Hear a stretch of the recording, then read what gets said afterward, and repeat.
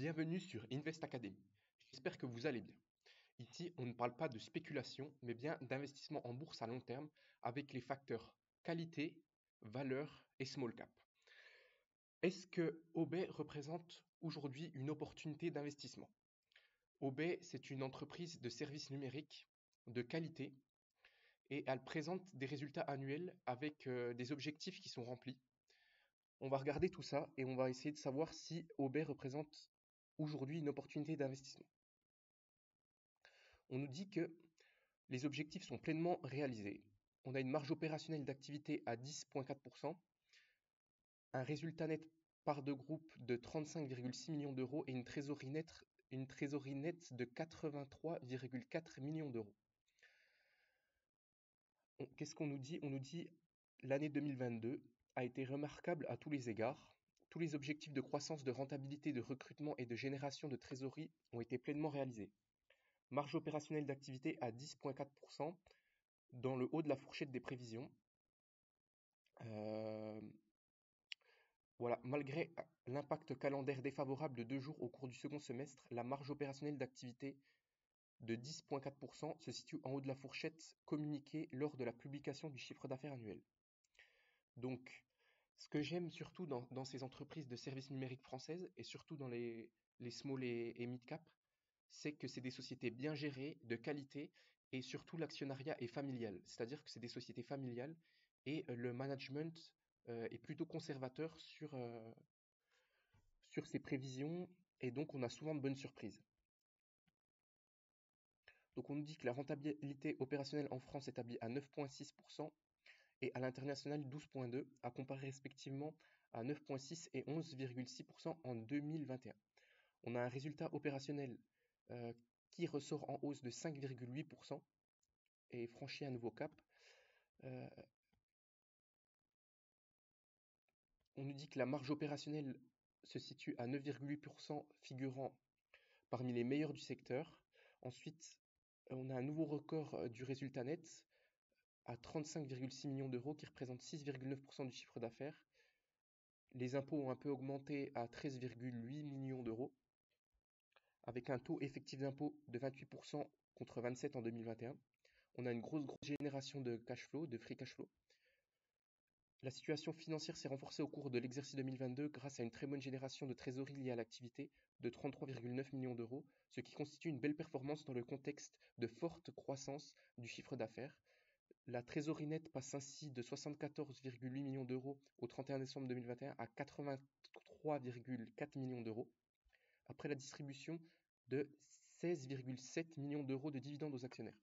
Il faut savoir que OB distribue beaucoup de dividendes aux actionnaires, contrairement à S2I ou à d'autres sociétés qui gardent un peu le cash flow dans la trésorerie. Donc on nous propose un dividende à 1,20 €, car le conseil d'administration, constatant les bonnes performances et l'excellente situation financière, a décidé de proposer à l'Assemblée générale du 16 mai 2023 un dividende de 1,20 € par action au titre de 2022, soit un ratio de distribution de 45% du résultat net, compte tenu de l'acompte sur dividende mis en paiement le 10 novembre 2022 pour 50 centimes par action. Le solde s'élèvera à 70 centimes par action. Donc, dividende à 1,20 €, il me semble qu'en 2021, on avait 67 centimes de dividende, donc on a un bon gros dividende actuellement. Au niveau des perspectives 2023, OB prévoit une croissance interne de son chiffre d'affaires comprise entre 5% et 7%, soit une fourchette de 540 millions d'euros, malgré un effet jour très défavorable. La marge opérationnelle devrait se situer à 9,5 et 10 entre 9,5 et 10,5% du chiffre d'affaires. Dans un marché qui tend à se normaliser, OB est confiant dans sa capacité à maintenir une croissance durable pérenne de son chiffre d'affaires tout en maintenant une marge opérationnelle solide. Donc, on a une solidité financière, une marge nette qui progresse quand même. Au niveau de l'effectif, toutes les sociétés, on a un besoin de recrutement énorme actuellement, car on a une très grosse demande de la part des clients.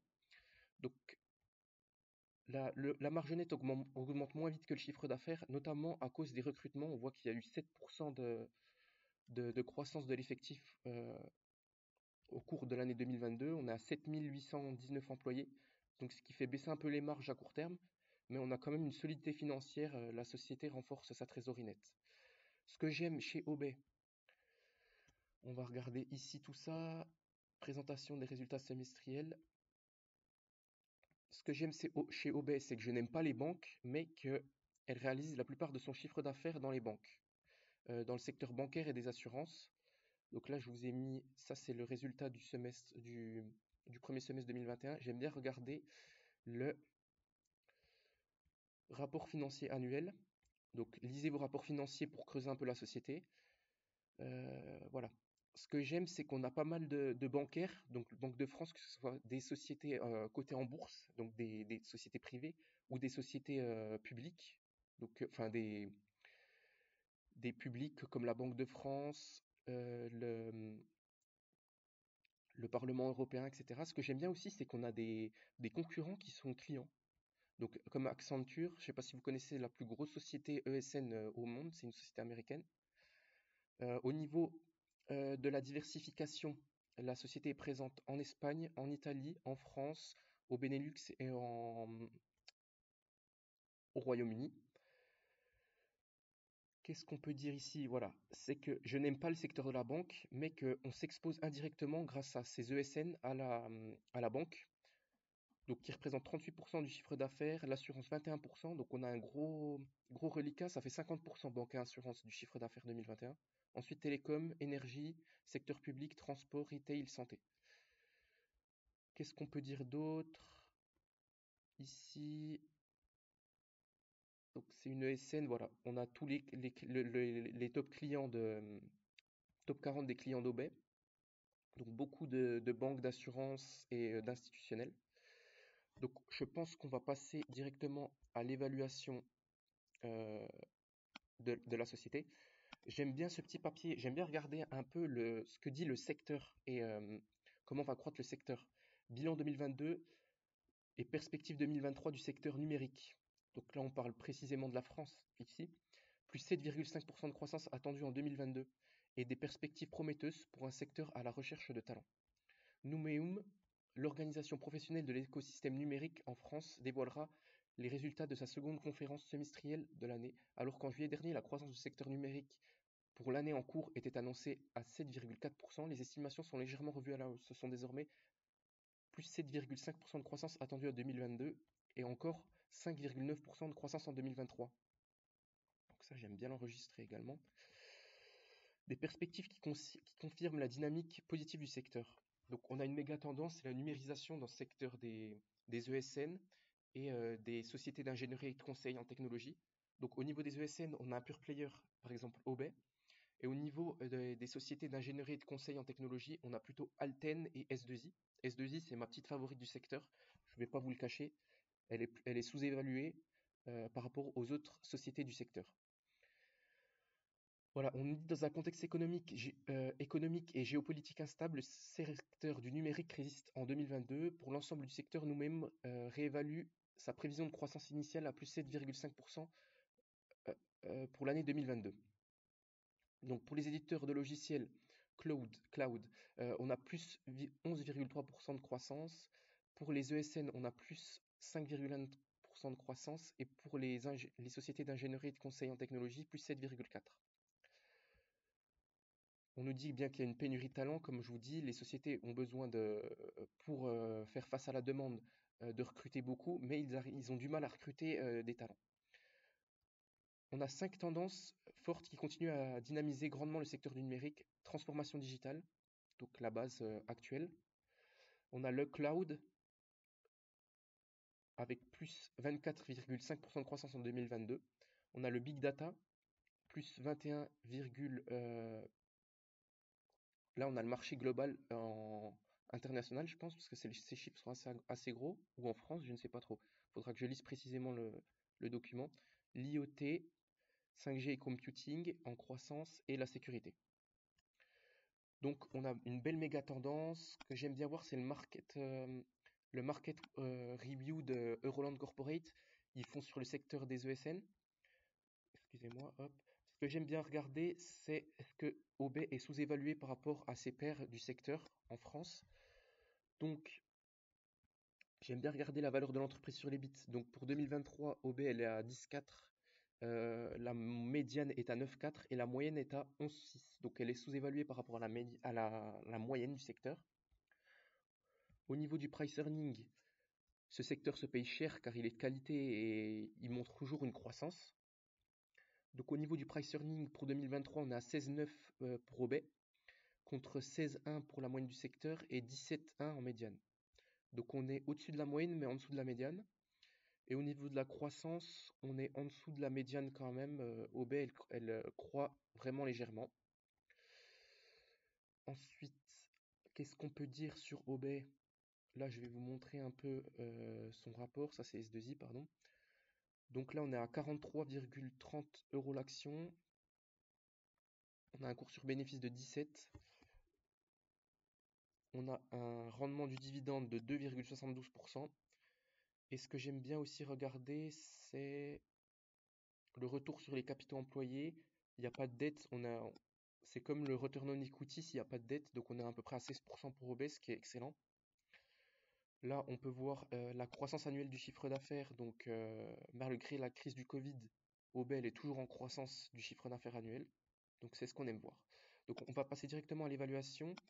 Donc, ici, on va prendre la fourchette basse pour 2023, soit 540 millions d'euros. 540 millions d'euros. On va aller directement ici.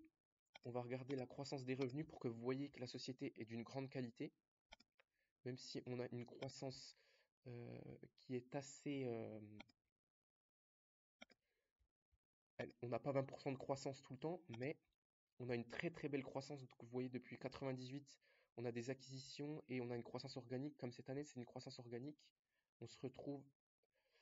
Cette année, on a combien d'ailleurs de résultats nets? On a 513 millions.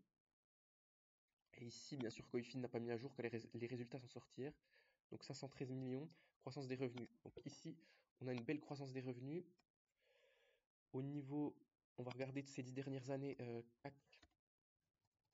On va regarder ça ces 10 dernières années. Ici, Financial Year. Voilà. Donc ces 10 dernières années, on a eu 9,75% de croissance annuelle. Donc ici, qu'est-ce qu'on cherche? On cherche la marge nette. Donc, on va regarder si les net income et les free cash flow vont dans le même sens. Normalement, on n'a pas beaucoup de capex et d'amortissement à faire, donc ils doivent aller dans la même direction. Free cash flow, on les a juste là. J'ai mis en last 12 months. On les met sur le même graphique et là, c'est beau, d'une grande qualité. Les free cash flow vont dans le même sens que les net income, c'est très beau. Donc, pour être plus conservateur, on va prendre la net income margin. Voilà, last 12 months, c'est 12 derniers mois. On se met sur 20 ans, on met la moyenne. Donc on a des marges stables et on adore ça. Voilà. Donc ces 20 dernières années, on a 4,81% de marge nette. Ces 10 dernières années, 6,5. Ces 5 dernières années, 7, 6,71. Ces 3 dernières années, 6,67. On va prendre sur ces 10 dernières années 6,5 pour être conservateur. 6,5%. Au niveau du PER, le secteur se paye toujours cher, donc autour de 20 fois les bénéfices. On va voir ce que ça donne ici. On va mettre la moyenne. Ici, la médiane. Donc sur ces 20 dernières années, ça se paye 15,7 fois les bénéfices. Sur ces 10 dernières années, 16, last 12 months, c'est tout bon. Sur ces 10 dernières années, 16,6 fois les bénéfices. Sur ces 5 dernières années, 17,8 fois les bénéfices. Donc là, on va prendre 20 fois les bénéfices normalisés parce que le secteur s'échange à 20 fois les bénéfices. Au niveau du nombre d'actions, qu'est-ce qu'on a? Nombre d'actions. Voilà, ici, est-ce que la société rachète ses actions? Oui, le nombre d'actions est stable. On a 13,8 millions d'actions. 13,8. Au niveau de la dette nette, j'aime bien regarder, on a vu ça dans les rapports financiers. Ici, Euh, on se retrouve ici, trésorerie nette hors dette locative, 80, donc on n'a pas de dette, et on a 83,4 millions d'euros de trésorerie. 83,4 millions d'euros de trésorerie. Et maintenant, on peut passer à l'évaluation. Donc au niveau de l'évaluation, je prends le chiffre d'affaires attendu l'année prochaine. Je fais là net margin 0,065.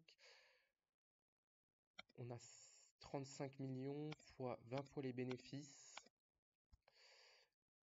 Divisé, on rajoute le cash, on fait plus 83 millions d'euros. Ici, et on divise ça par le nombre d'actions, 13,8 millions d'actions. On se retrouve à 56 euros l'action. 56,88 euros l'action. On se met ici, PER de 20. Donc aujourd'hui, je pense que ça représente une opportunité d'investissement. OB, ça cote à 45,30 euros l'action. Donc on a un upside, on a une différence de 10 euros qui va venir l'année prochaine. Au niveau du dividende, j'aime bien regarder le dividende également. Dividende par share, dividende par action, donc en annuel. J'aime bien regarder ce que ça a donné. Oh là là, ça c'est beau, c'est digne d'une société de qualité, ça vous voyez. Donc là 2004, on va prendre 2012, allez, il y a 10 ans, un peu plus de 10 ans, on avait 18 centimes par action. Et là, ça part en même temps que les résultats, les magnifiques résultats. Donc là, cette année, on va avoir 1,20 € par action. Et donc, on va reprendre les free cash flow, car on paye les dividendes avec les free cash flow. Donc, on a 40 millions ici. On a 40 millions de free cash flow. On divise ça par 613, qui est la market cap. Donc, si la société nous redistribue la totalité de ses free cash flow, on a un rendement de 6,5%. Et aujourd'hui, on a 3% de rendement à peu près, ce qui nous fait un upside de 2%, donc un payout autour de 45-50%. Donc le dividende est safe. Et donc c'est une très belle société à mettre dans un PEA. Dommage qu'il est plus disponible sur le PEA PME. Et on se retrouve pour une nouvelle vidéo. Je vais faire une petite analyse de ce secteur, notamment S2I, Neuron, Wavestone qui est beaucoup tombé. J'aime bien Visiative aussi. Donc, je vais faire une petite review de ce secteur car je l'aime bien. Et on se dit à très bientôt. C'était Invest Academy. N'oubliez pas de liker la vidéo, de vous abonner et de commenter si ça vous a plu. À très bientôt, au revoir.